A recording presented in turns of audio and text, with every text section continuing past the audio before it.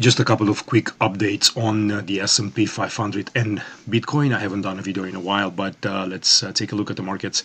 So you can see on the left hand side here you have the SP 500 on a weekly time frame. Back here we have it on the daily.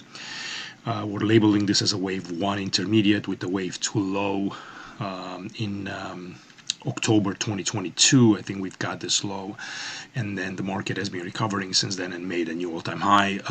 This is, in my view, a wave 1, a wave 2.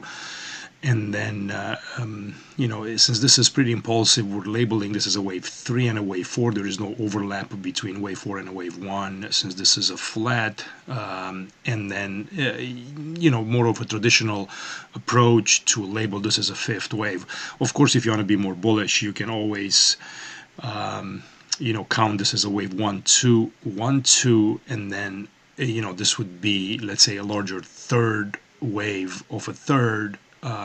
That's part of this let's say lower degree wave 1, because if you change this to minor, if this is minor, then you're going to have to change this to minute, and then that would become wave 3 minute as part of a larger third wave minor. So it's fine either way, but then if you go back and look at the daily time frames in here, you can see that you're kind of running into some issues as this market has been, quite extended here. You can go ahead and read, all about my updates here on the daily drip.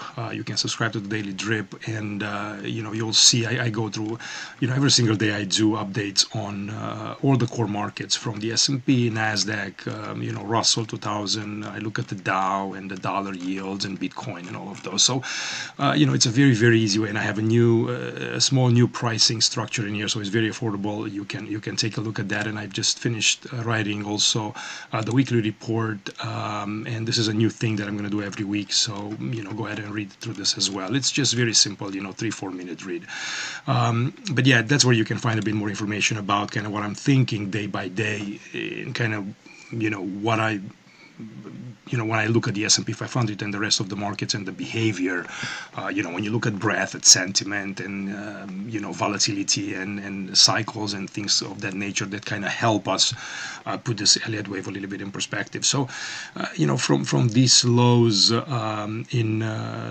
late October 2023, the move was very aggressive, and without a lot of pullbacks. The pullbacks have been very shallow. There were a couple of ways to kind of count this advance. I think this makes the most sense. You go in a 1, 2, you have a wave 3 in here, 4, and then we're in a 1, 2, 3, 4, 5. I think we're kind of running into issues here just above 5,000, and usually once you make a new high, there's a tendency of the market to reverse test that and even break below it before it reverses and moves back to the upside. So I would be a little cautious here as we're entering into a period of weak seasonality between mid-February to end of March. You see that the economic data is pretty good. The inflation has been starting to kind of turn back to the upside a little bit, just slightly. There's a lot of arguments here with the Fed if they're going to continue to hold for most of the year, or if we're going to get rate cuts. The dollar is fairly strong.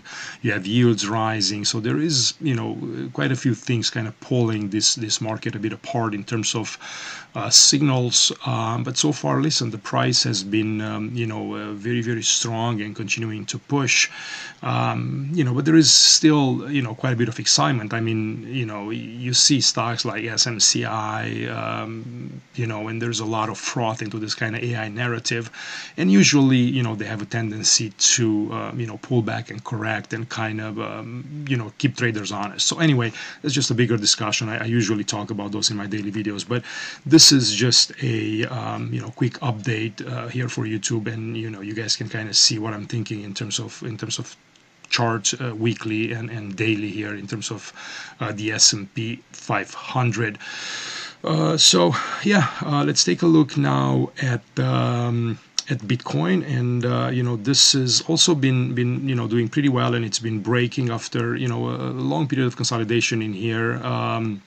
since the end of the last year. There was the cycle turned down from mid-December to roughly, I think it was end of January. So I talked about those into the daily drip updates. But we've been breaking higher, obviously since this low, and you can kind of look at this as I mean, the trend continues to be higher. I mean, this was a major sell-off, right? A lot of companies went out of business, and there was a bunch of drama with Bitcoin.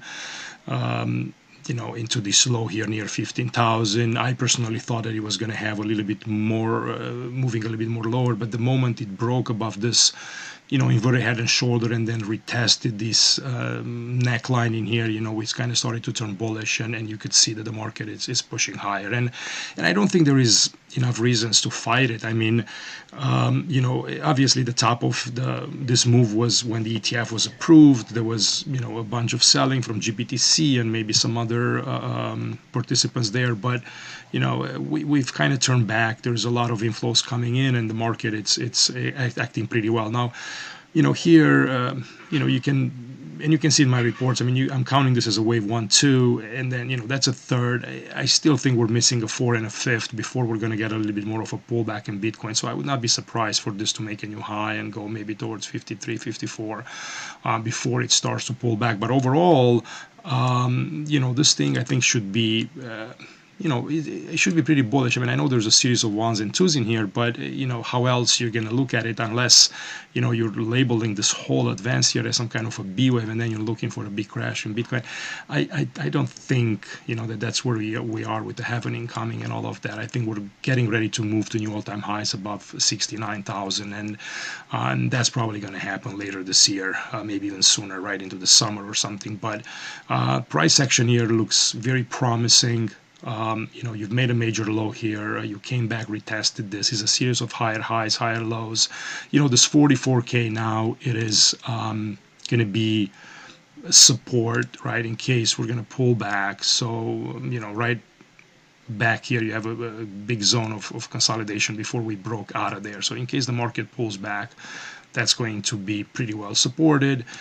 And if this is going to make, let's say, another small wave 1 and then another small wave 2, then that becomes that larger third of a third that moves us higher. And listen, if you wanted to put this wave 1 up here and do this as a flat, I had it labeled like that as well. I don't think it changes anything.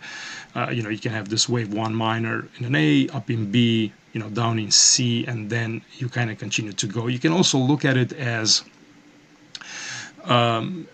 you can also look at this wave 1 being up here. I don't know. I think that it's maybe a bit of a stretch since this was pretty large back here.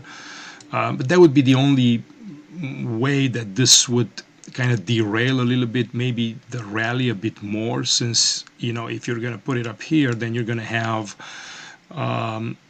maybe a little bit of a deeper pullback, something like that. But I don't think anything below these levels, below 40K, I don't think so. And then you're going to probably go back again. So yeah, just be cautious here. A little bit excitement because this is a third wave. So you're probably going to get a fourth and a fifth. And then I think you'll probably eventually get better entries. But I would definitely, be excited on an approach of, 44,000 and then all the way down to kind of 40 on Bitcoin. So overall overall bullish. It's just read the daily drip. Like I said, I have updates on that every single day about kind of what's going on in the markets there with the price, and I do daily videos too. So again, thanks for watching, guys, and I will see you on the next one. Bye bye.